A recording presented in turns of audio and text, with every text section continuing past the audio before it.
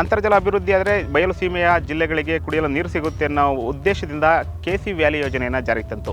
ಆದರೆ ಸರ್ಕಾರದ ಈ ನಿರ್ಧಾರ ಬಯಲು ಸೀಮೆಯ ಜನರಿಗೆ ವರವಾಗದೆ ಶಾಪವಾಗಿ ಪರಿಣಮಿಸಿದೆ.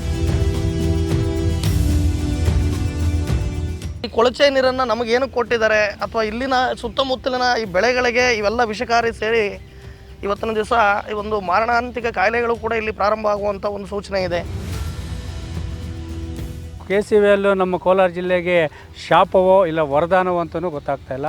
KC ವ್ಯಾಲು ಅರ್ಧ ನಂತರ ಏನಾಗ್ತಾ ಇದೆ ದಿನೇ ದಿನೇ ರೋಗಗಳು ಹೆಚ್ಚಾಗ್ತಾ ಇದೆ. ಸಾವಿರಾರು ಅಡಿ ಕೊರೆದರೂ ಹನಿ ನೀರು ಕಾಣದ ಭೂಮಿ.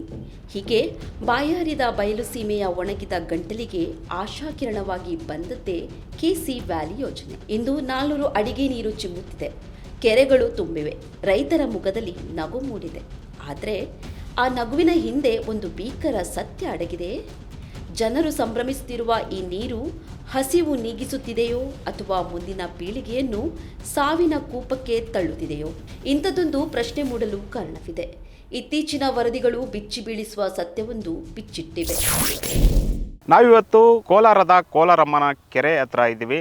ಇಲ್ಲಿ ನೀವು ನೋಡ್ತಿರ್ಬೋದು, ಸರ್ಕಾರ ಬಯಲು ಸೀಮೆಯ ಕೆರೆಗಳಿಗೆ, ಅದರಲ್ಲೂ ಮುಖ್ಯವಾಗಿ ಕೋಲಾರದ ಕೆರೆಗಳಿಗೆ KC ವ್ಯಾಲಿ ನೀರನ್ನು ಹರಿಸುವ ಮೂಲಕ ಇಲ್ಲಿನ ಅಂತರ್ಜಲವನ್ನು ಭರ್ತಿ ಮಾಡಬೇಕು.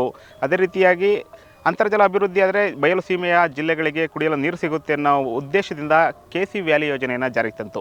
ಆದರೆ ಸರ್ಕಾರದ ಈ ನಿರ್ಧಾರ ಬಯಲು ಸೀಮೆಯ ಜನರಿಗೆ ವರವಾಗದೆ ಶಾಪವಾಗಿ ಪರಿಣಮಿಸಿದೆ. ಏನಪ್ಪ ಅಂತಂದರೆ, ಈಗ ನೀವು ನೋಡ್ತಿರ್ಬೋದು, ಇದು ಕೋಲಾರಮ್ಮನ ಕೆರೆ ದೃಶ್ಯ. 370 ಎಕರೆ ವಿಸ್ತೀರ್ಣದ ಈ ಕೆರೆಗೆ KC ವ್ಯಾಲಿಯಿಂದ ನೀರು ಬರ್ತಾ ಇದೆ. ಆದರೆ ಈ ನೀರು ಸಂಸ್ಕರಿಸದೆ, 3ನೇ ಹಂತದಲ್ಲಿ ಸಂಸ್ಕರಿಸದ ಕಾರಣಕ್ಕಾಗಿ ಈ ಕೆರೆಯ ನೀರು ಅತ್ಯಂತ ಕಲುಷಿತಗೊಂಡಿದೆ. ಮುಂಚೆ ಮಳೆ ನೀರಿಗೆ ಕಂಪೇರ್ ಮಾಡಿದರೆ ಈಗ ಈ ಕೆರೆಯ ಅರ್ಧದಷ್ಟು ಭಾಗ ಬರೀ ಗಿಡಗಳೇ ಬೆಳ್ಕೊಂಡು ಜಲಚರಗಳಿಗೂ ಕೂಡ ತೊಂದರೆ ಆಗ್ತಾ ಇದೆ ಅನ್ನೋದು ಸ್ಥಳೀಯರ ಆರೋಪ. ಮಳೆ ನೀರಾಗಿದ್ದರೆ ಆ ನೀರಿನ ಕಲರೇ ಬೇರೆ ಇರ್ತಾ ಇತ್ತು. ಆದರೆ ಈ ಕೆರೆಯ ನೀರು ಪೂರ್ತಿ ಹಸಿರು ಬಣ್ಣದಿಂದ ಕೂಡಿರತಕ್ಕಂಥದ್ದು. ಇಲ್ಲಿ ಜಲಚರಗಳಾಗಿರ್ಬೋದು ಅಥವಾ ಜಾನುವಾರುಗಳಾಗಿರ್ಬೋದು, ಯಾವುದೇ ಪ್ರಾಣಿಗಳು ಕೂಡ ನೀರನ್ನು ಕುಡಿಯೋದಕ್ಕೆ ಸಾಧ್ಯನೇ ಇಲ್ಲ. ಇನ್ನು ಈ ಒಂದು ನೀರಿನಿಂದ ಅಂತರ್ಜಲ ಅಭಿವೃದ್ಧಿ ಆಗುತ್ತೆ ಅಂತ ಹೇಳ್ತಾರೆ. ಆದರೆ ಅಂತರ್ಜಲದಲ್ಲೂ ಕೂಡ ಕಲುಷಿತ ನೀರು ಸೇರಿಕೊಂಡು ಸುತ್ತಮುತ್ತಲಿನ ನಗರ ಪ್ರದೇಶದಲ್ಲಾಗಿರ್ಬೋದು ಅಥವಾ ಗ್ರಾಮೀಣ ಭಾಗದಲ್ಲಾಗಿರ್ಬೋದು ಪ್ರದೇಶದ ನೀರು ತುಂಬ ವಿಷಕಾರಿ ಅಥವಾ ರಾಸಾಯನಿಕವಾಗಿದೆ. ಅದೇ ರೀತಿಯಾಗಿ ಇಲ್ಲಿ ಸುತ್ತಮುತ್ತ ಬೆಳೀತಾ ಇರತಕ್ಕಂಥ ಬೆಳೆಗಳಾಗಿರ್ಬೋದು ಅಥವಾ ತರಕಾರಿಗಳಾಗಿರ್ಬೋದು, ಹಣ್ಣುಗಳಾಗಿರ್ಬೋದು ಉತ್ತಮ ಗುಣಮಟ್ಟದಿಂದ ಕೂಡಿಲ್ಲ, ಅದರಲ್ಲೂ ಕೂಡ ವಿಷಕಾರಿ ಅಂಶ ಇದೆ ಅಂತ ಇತ್ತೀಚಿನ ವರದಿಗಳು ಕೂಡ ಹೇಳಿದ್ದಾವೆ. ಅದೇ ರೀತಿಯಾಗಿ ಈ ಒಂದು ಕೆರೆಯ ಮೂಲಕ ಇಲ್ಲಿ ಕಡೆ ಒಂದು ಪಾರ್ಕ್ ಥರ ಮಾಡಿ ನೀರನ್ನು ಬಿಟ್ಟಿದ್ದಾರೆ. ಆದರೆ ಆ ಪಾರ್ಕ್ ಅಂತಕ್ಕಂಥದ್ದು ಇದ್ದರೂ ಕೂಡ ವೇಸ್ಟಾಗಿ ಪರಿಣಮಿಸಿದೆ.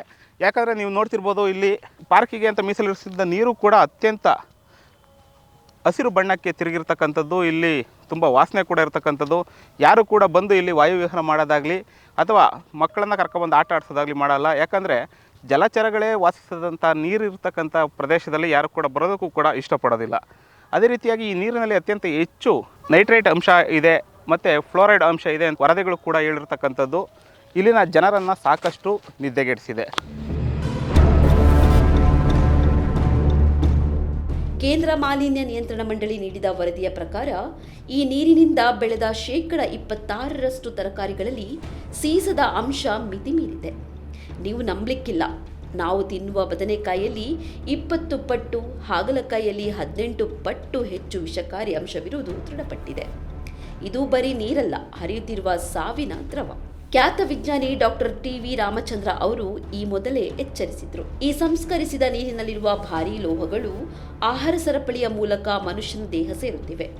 ಪರಿಣಾಮ ಮೂತ್ರಪಿಂಡದ ವೈಫಲ್ಯ, ಮೆದುಳಿನ ಕಾಯಿಲೆಗಳು ಮತ್ತು ಕ್ಯಾನ್ಸರ್ನಂತಹ ಮಹಾಮಾರಿಗಳು ಹಸಿರಾದ ತರಕಾರಿಗಳ ರೂಪದಲ್ಲಿ ನಮ್ಮ ಮನೆ ಬಾಗಿಲಿಗೆ ಬರುತ್ತಿವೆ. ಕೇವಲ 2 ಹಂತದ ಶುದ್ಧೀಕರಣ ಸಾಲದು, 3ನೇ ಹಂತದ ಶುದ್ಧೀಕರಣ ಅನಿವಾರ್ಯ ಎನ್ನುವುದು ತಜ್ಞರ ವಾದ. ಲಕ್ಷ್ಮೀ ಸಾಗರದಲ್ಲಿ KC ವ್ಯಾಲಿ ಬರ್ತದೆ. ಅಲ್ಲಿಂದ ಬಂದರೆ ನಮ್ಮ ಹೆಸಗ್ರಾರ ಕೆರೆ ಸುಮಾರು 950 ಎಕರೆ ಇರೋದು. ಅದರಲ್ಲಿ ಆ ಕೆರೆ ನೀರು ಹರಿದು ಹೋಗ್ತಾ ಇದೆ. ಆದರೆ DK ರವಿ ಅವರು ಮುಂದಿನ ಒಂದು ಯೋಜನೆ ಇಟ್ಕೊಂಡು KC ವ್ಯಾಲಿನ ಕೋಲಾರ ಜಿಲ್ಲೆಗೆ ತರಬೇಕು, ಏನೋ ಒಂದು ನೀರು ತರಬೇಕು ಅಂತೇಳಿ ಕಷ್ಟಪಟ್ಟರು. DPR ಮಾಡಿದ್ರು, ಕೇಂದ್ರ ಸರ್ಕಾರದ ಮಟ್ಟದಲ್ಲಿ ಅದನ್ನು ಚರ್ಚೆ ಆಯಿತು. ಆದರೆ ಇವತ್ತು KC ವ್ಯಾಲಿ ಹೊರದು ನಮಗೆ ಒಂದು 6 ವರ್ಷ ತುಂಬ್ತಾ ಇದೆ. 6 ವರ್ಷ ಹಿಂದೆ ಟೊಮಾಟೊ ಬೆಳೆ ಯಾವುದೇ ಬೆಳೆ ಬೆಳೆದ್ರೂ ಈ KC ವ್ಯಾಲಿ ಹರಿದ ಕೆರೆಗಳ ಪಕ್ಕದಲ್ಲಿ ಒಳ್ಳೆ ಬೆಳೆ ಬೆಳೀತಾ ಇತ್ತು. ಇವತ್ತು ಅದು ಏನಾಗಿದೆ ಅಂತೂ ಗೊತ್ತಾಗ್ತಾಯಿಲ್ಲ.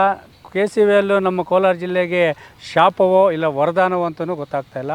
KCVL ಅರ್ಧ ನಂತರ ಏನಾಗ್ತಾಯಿದೆ ಅಂದರೆ ದಿನೇ ರೋಗಗಳು ಹೆಚ್ಚಾಗ್ತಾ ಇದೆ.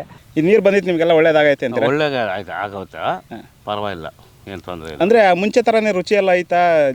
ಆಲೂಗಡ್ಡೆ ಆಗಿರ್ಬೋದು ಅಥವಾ ಜೋಳ ಆಗಿರ್ಬೋದು, ಅಂದರೆ ಮಳೆ ನೀರಷ್ಟೇ ಇದು ರುಚಿಕರವಾಗೈತೆ? ಆಯ್ತು ಏನು ತೊಂದರೆ ಇಲ್ಲ, ನೀರಿಗೆ ತೊಂದರೆ ಇಲ್ಲ. ನೀರು ಬಂದಿದ್ದರಿಂದ ಏನು ತೊಂದರೆ ಇಲ್ಲ. ಅದರಿಂದ ನಂಗೆ ಅಲ್ಲಿಂದ ಪೋರೇಟ್ ಆಗಿಬಿಡ್ತದಲ್ಲ, ಇಲ್ಲ ಆ ಕೆರೆಯಾಗಿದ್ರೆ ಇಲ್ಲಿ ಪೋರೇಟ್ ಆಗಿಬಿಡ್ತದೆ. ಅದಕ್ಕೆ ಎಲ್ಲ ಫಿಲ್ಟರ್ ಥರ ಆಗಿ ಬರುತ್ತೆ, ಏನು ಸಮಸ್ಯೆನೂ ಇಲ್ಲ. ಏನೆಲ್ಲ ಅದೇ ಮುಂಚೆ ಜೋಳಗಡ್ಡೆ ಆಗಿದ್ವಿ, ಆಮೇಲೆ ಕೊತ್ತಂಬರಿ ಹಾಕಿದ್ವಿ, ಇವಾಗ ಹೂಕೋಸು ಹಾಕಿದ್ವಿ, ಇವಾಗ ಆಲೂಗಡ್ಡೆ ಬೆಳೆಸಿದ್ವಿ. ಏನು ಅಷ್ಟು ನೀರು ಅಷ್ಟೇನು ನಮಗೆ ಬೇರೆ ಬೋರಿಂದ ನಾವು ಕೊಂಡ್ಕೊಂಡು ಕಟ್ತಾ ಇರೋದು ಅಷ್ಟೇ. ಅಂದರೆ ನೀರೆಲ್ಲ ಮುಂಚೆ ಸಿಗ್ತಾ ಇದ್ದಿದ್ದಕ್ಕೂ ಈಗ ಸಿಗ್ತಿದ್ದಕ್ಕೂ ಯಾವ ಥರ ಇದೆ ಅಂತ? ಮುಂಚೆ ಸ್ವಲ್ಪ ಕಡಿಮೆ ಆಯಿತು, ಸ್ವಲ್ಪ ಇಂಪ್ರೂವ್ಮೆಂಟ್ ಆಗಿದೆ ಬೋರ್ಗಳು ಅಷ್ಟೇ. ಅಂದರೆ ಈಗ ಬೆಳೆ ಬೆಳೆಯೋದಕ್ಕೆ ನೀವು ಈ ಮುಂಚೆ ಬೋರ್ವೆಲ್ ಕೊಡಿಸಿದ್ರೆ ಒಂದು 800 ಅಡಿ 900 ಅಡಿ 1000 ಅಡಿ ಹೋದ್ರೂ ಕೋಲಾರ ಮತ್ತು ಚಿಕ್ಕಬಳ್ಳಾಪುರ ಕಡೆ ನೀರು ಸಿಗಲ್ಲ ಅನ್ನೋಂಥ ಮಾತಿತ್ತು. ಆದರೆ ಈಗ ಇಲ್ಲಿ ಸುತ್ತಮುತ್ತ ರೈತರು ಹೇಳ್ತಿದ್ದಾರೆ 100 ರಿಂದ 200 ಅಡಿ ಕೊರೆದ್ರೆ ಸಾಕು, ಒಳ್ಳೆ ನೀರು ಸಿಗ್ತಾ ಇದೆ, ನಾವೆಲ್ಲ ಬೆಳೆ ಬೆಳೀತಿದ್ದೀವಿ ಅಂತ. 200 ಅಡಿ 400 ಅಡಿ ಸಿಕ್ಕಿದ್ರೆ ಬೆಳೆ ಬೆಳೆಸ್ತಾ ಇದೀವಿ. ಬೆಳೆ ಬೆಳೀತಾ ಇದ್ದೀರಾ? ಮುಂಚೆ ಎಷ್ಟು ಬೆಳೆ ಬೆಳೀತಾ ಇದ್ರಿ? ಅಂದರೆ ಬರೀ ಮಳೆಗಾಲದಲ್ಲಿ ಇದ್ದಾಗ ಎಷ್ಟು ಬೆಳೆ ಬೆಳೀತಾ ಇದ್ರಿ? ಈಗ ನೀರು ಬಿಟ್ಟು ಸಿಕ್ಕಿದ ಮೇಲೆ ಎಷ್ಟು ಬೆಳೆ ಬೆಳೀತಾ ಇದ್ದೀರಾ? ಮಾಮೂಲಿ ಬೆಳೆ ಬಂಡವಾಳ ಅಷ್ಟು ಹಾಕಲೇಬೇಕು, 1 ಡಬಲ್ ಹಾಕಲೇಬೇಕು ಬಂಡವಾಳ. ಏನೋ ಆವಾಗ 300 ರೂಪಾಯಿ ಕೂಲಿ ಇತ್ತು ಲೇಬರು, ಈಗ 500 ರೂಪಾಯಿ ಕೊಡಬೇಕು ಹೆಣ್ಣಾಳಿಗೆ. 2 ಹೊತ್ತು ಊಟ ಹಾಕಬೇಕು. ಯಾವ ರೀತಿ ಮಾಡಿ ರೈತನ ಯಾವ ರೀತಿ ದೊಡ್ಡವಾಗಬೇಕು? ಏನೇನು ಬೆಳೆ ಬೆಳೀತಿದೆ? ಇದೆಯಾ ಸರ್ ಬೆಳೆ? ಆಲೂಗಡ್ಡೆ, ಕ್ಯಾಪ್ಸಿಕಮ್ಮು, ಸ್ವೀಟ್ ಕಾರ್ನು, ಯಾವುದೋ ಒಂದು ಬಂಡವಾಳ ಹಾಕಬೇಕು. ಟೊಮಾಟೊ ಬೆಳೆಕೋದ್ರೆ ಸುನಾಮಿ, ರೈತನ ಯಾವ ರೀತಿಯಲ್ಲೂ ದೊಡ್ಡವನಾಗೋದಿಲ್ಲ. ನೋಡ್ತಾ ಇದ್ರಲ್ಲ ವೀಕ್ಷಕರೇ, ಈ ನನ್ನ ಹಿಂಭಾಗದಲ್ಲಿ ಹರಿತಾ ಇರ್ತಕ್ಕಂಥ ಈ ಒಂದು ಕಾಲುವೆಯಲ್ಲಿರೋ ನೀರು ಯಾವುದೋ ಮಳೆಯಿಂದ ಬಂದಿರತಕ್ಕಂಥ ನೀರಲ್ಲ, ಅಥವಾ ಯಾವುದೇ ಅಣೆಕಟ್ಟೆಗಳಿಂದ ಬಿಡುಗಡೆ ಮಾಡಿರ್ತಕ್ಕಂಥ ನೀರಲ್ಲ. ಈ ಒಂದು ಬಯಲು ಸೀಮೆ ಚಿಕ್ಕಬಳ್ಳಾಪುರದಲ್ಲಿ ಏನಪ್ಪ ಬೇಸಿಗೆಯಲ್ಲೂ ಕೂಡ ಈ ಒಂದು ನೀರಿನ ಫ್ಲೋ ಹರಿತಾ ಇದೆ ಅಂತ ನೀವು ಗಮನಿಸ್ಬೋದು. ಆದರೆ ಇದು ಸರ್ಕಾರದ ಮಹತ್ವಾಕಾಂಕ್ಷೆಯ HN ವ್ಯಾಲಿಯಿಂದ ಸಂಸ್ಕರಿಸಿದಂತಹ ನೀರು ಕಂದವಾರ ಕೆರೆಗೆ ಹರಿತಾ ಇರತಕ್ಕಂಥ ಒಂದು ದೃಶ್ಯ. ಆದರೆ ಈ ನೀರಿನಿಂದಾಗಿ ಅಂತರ್ಜಲ ಮಟ್ಟ ಮತ್ತಷ್ಟು ವಿಷಕಾರಿಯಾಗ್ತಾ ಇದೆ, ಮತ್ತಷ್ಟು ಕುಡಿಯೋ ನೀರಿಗೆ ತೊಂದರೆಗಳಾಗ್ತಾ ಇದೆ. ಇಲ್ಲಿ ಸುತ್ತಮುತ್ತ ಎಲ್ಲ ಚರ್ಮದ ಕಾಯಿಲೆಗಳು ಬರ್ತಾ ಇದೆ. ಅದೇ ರೀತಿಯಾಗಿ ಮುಂಚೆ ಥರ ತರಕಾರಿಗಳಾಗಿರ್ಬೋದು ಅಥವಾ ಹೂಗಳಾಗಿರ್ಬೋದು ಉತ್ತಮ ಗುಣಮಟ್ಟದಿಂದ ಕೂಡಿಲ್ಲ ಅನ್ನೋದು ಇಲ್ಲಿನ ರೈತರ ಅಳಲು. ನಾವು ಮುಂದೆ ಕಂದವಾರ ಕೆರೆಯನ್ನು ಕೂಡ ನೋಡೋಣ. ಅಲ್ಲಿ ಯಾವ್ಯಾವ ರೀತಿ ತೊಂದರೆಗಳಾಗ್ತಾ ಇದ್ದಾವೆ, ಅಲ್ಲಿ ಕೆರೆ ಯಾವ ರೀತಿ ಇದೆ ಅಂತ ವಿಶ್ಲೇಷಣೆ ಮಾಡೋಣ. ವೀಕ್ಷಕರೇ, ನೀವು ಇವಾಗ ಗಮನಿಸ್ತಾ ಇರ್ಬೋದು ಈ ನನ್ನ ಇಂದಿನ ದೃಶ್ಯಾವಳಿ ಚಿಕ್ಕಬಳ್ಳಾಪುರದ ಅತ್ಯಂತ ಪ್ರಸಿದ್ಧವಾದ ಹಾಗೂ ಪುರಾತನವಾದಂತಹ ಕೆರೆ ಕಂದವಾರ ಕೆರೆ ಬಳಿ ನಾವು ಇವತ್ತಿದ್ದೀವಿ. ಇಲ್ಲಿ ನೀವು ಗಮನಿಸ್ತಾ ಇರ್ಬೋದು, ಈ ಹಿಂದೆ 10-15 ವರ್ಷಗಳ ಹಿಂದೆ ಮಳೆ ನೀರಿನಿಂದ ತುಂಬಿ ಕೋಡಿಯರಿದು ಅತ್ಯಂತ ಸ್ವಚ್ಛಂದವಾಗಿ ಕಂಗೊಳಿಸ್ತಾ ಇತ್ತು ಈ ಕೆರೆ. ಆದರೆ ಸರ್ಕಾರದ ಮಹತ್ವಾಕಾಂಕ್ಷೆ ಯೋಜನೆಯಾದ HN ವ್ಯಾಲಿ ಯೋಜನೆಯಿಂದಾಗಿ ಈ ಒಂದು ಕೆರೆಗೆ ಹೆಬ್ಬಾಳ ಹಾಗೂ ನಾಗವರದಿಂದ ಸಂಸ್ಕರಿಸಿದ ನೀರನ್ನು ತಂದು ಈಗ ಬಿಡ್ತಾ ಇದ್ದಾರೆ. ಇವತ್ತಿನ ದಿವಸ ನೋಡಿ, ನೀವೇ ನೋಡ್ತಾ ಇದ್ದಂಗೆ ಇಲ್ಲೆಲ್ಲ ಕೊಳಚೆ ನೀರೆಲ್ಲ ಇದಕ್ಕೆ ಬಿಡ್ತಾ ಇದ್ದಾರೆ. ಜೊತೆಗೆ HN ವ್ಯಾಲಿ ನೀರು ಅಂತ ಬಿಟ್ಟರು. ಇದರಿಂದ ಅಂತರ್ಜಲ ಏನು ಇಂಪ್ರೂವ್ ಆಗಿದೆಯೋ ನನಗೆ ಗೊತ್ತಿಲ್ಲ, ಆದರೆ ಜನಗಳಿಗಂತೂ ಅಷ್ಟೇ ಸಾಕಷ್ಟು ತೊಂದರೆಗಳಾಗಿದೆ. ಮೊದಲು ಮಳೆ ನೀರು ಬಂದು ಇಲ್ಲಿ ತುಂಬ್ತಾ ಇದ್ದಾಗ ಯಾವುದೇ ತೊಂದರೆ ಇರಲಿಲ್ಲ. ಆದರೆ ಈಗ ಈ ಕೊಳಚೆ ನೀರನ್ನು ನಮಗೇನು ಕೊಟ್ಟಿದ್ದಾರೆ, ಅಥವಾ ಇಲ್ಲಿನ ಸುತ್ತಮುತ್ತಲಿನ ಈ ಬೆಳೆಗಳಿಗೆ ಇವೆಲ್ಲ ವಿಷಕಾರಿ ಸೇರಿ ಇವತ್ತಿನ ದಿವಸ ಈ ಒಂದು ಮಾರಣಾಂತಿಕ ಕಾಯಿಲೆಗಳು ಕೂಡ ಇಲ್ಲಿ ಪ್ರಾರಂಭ ಆಗುವಂಥ ಒಂದು ಸೂಚನೆ ಇದೆ.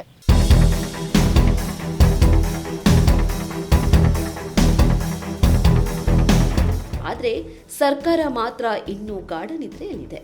ಒಂದೆಡೆ ಅಂತರ್ಜಲ ಏರಿದ್ದಕ್ಕೆ ಖುಷಿ ಇದ್ರೂ ಮಾರುಕಟ್ಟೆಯಲ್ಲಿ ಜಿಲ್ಲೆಯ ತರಕಾರಿಗೆ ಬೆಲೆ ಸಿಗುತ್ತಿಲ್ಲ. ಮಂಡ್ಯ, ಮೈಸೂರಿನ ಟೊಮೆಟೊಗೆ ಸಿಗುವ ಗೌರವ ಕೋಲಾರದ ಬೆಳೆಗಳಿಗೆ ಸಿಗುತ್ತಿಲ್ಲ. ನಮ್ಮ ತರಕಾರಿಯಲ್ಲಿ ಮೊದಲಿನ ರುಚಿ ಇಲ್ಲ, ವಾಸನೆ ಇಲ್ಲ ಎಂಬುದು ರೈತರ ಗೋಳು. ಹಸುಗಳು ಹಾಲು ಕೊಡುವುದು ಕಡಿಮೆಯಾಗುತ್ತಿದೆ, ರೋಗಗಳು ಹೆಚ್ಚುತ್ತಿವೆ. ಚಿಕ್ಕಬಳ್ಳಾಪುರದ ಕಂದಾವರ ಕೆರೆಯ ಪರಿಸರ ಇಂದು ದುರ್ನಾತ ಬೀರುತ್ತಿದೆ. ಶುದ್ಧ ಮಳೆ ನೀರು ತುಂಬಬೇಕಿದ್ದ ಕೆರೆಗಳಿಗೆ ಇಂದು ವಿಷದ ನೊರೆ ತುಂಬಿ ಕೊಳಚೆ ನೀರು ಹರಿಯುತ್ತಿದೆ. ಮೂಲ ಸೌಕರ್ಯ ನೀಡುವಲ್ಲಿ ಮಾಡುತ್ತಿರುವ ಎಡವಟ್ಟಿನಿಂದಾಗಿ ನಾವು ಮುಂದಿನ ಪೀಳಿಗೆಗೆ ಕ್ಯಾನ್ಸರ್ ಉಡುಗೊರೆ ನೀಡುತ್ತಿದ್ದೇವಾ? ರೈತರು ಕೇಳುತ್ತಿರುವುದು ಇಷ್ಟೇ, ನಮಗೆ ನೀರು ಬೇಕು, ಆದರೆ ಅದು ವಿಷವಾಗಬಾರದು. ಕೂಡಲೇ ಸರ್ಕಾರ ಎಚ್ಚೆತ್ತುಕೊಂಡು ಈ ನೀರನ್ನು 3 ಹಂತಗಳಲ್ಲಿ ಶುದ್ಧೀಕರಿಸಿ ಹರಿಸಬೇಕಿದೆ. ಇಲ್ಲದಿದ್ದರೆ ಈ ಯೋಜನೆ ಬಯಲು ಸೀಮೆಯ ಪಾಲಿಗೆ ಶಾಪವಾಗಿ ಪರಿಣಮಿಸುವುದರಲ್ಲಿ ಸಂಶಯವಿಲ್ಲ.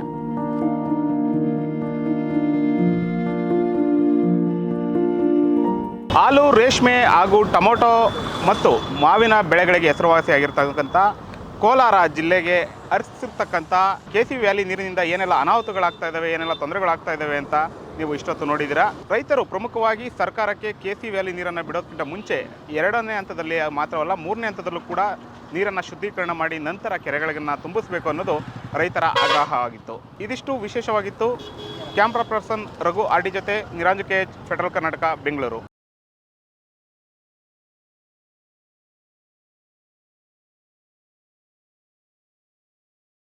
ಹೆಚ್ಚಿನ ಸುದ್ದಿ ಅಪ್ಡೇಟ್ಗೆ ಈಗಲೇ ದ ಫೆಡರಲ್ ಕರ್ನಾಟಕ ಯೂಟ್ಯೂಬ್ ಪೇಜನ್ನು ಸಬ್ಸ್ಕ್ರೈಬ್ ಮಾಡಿ.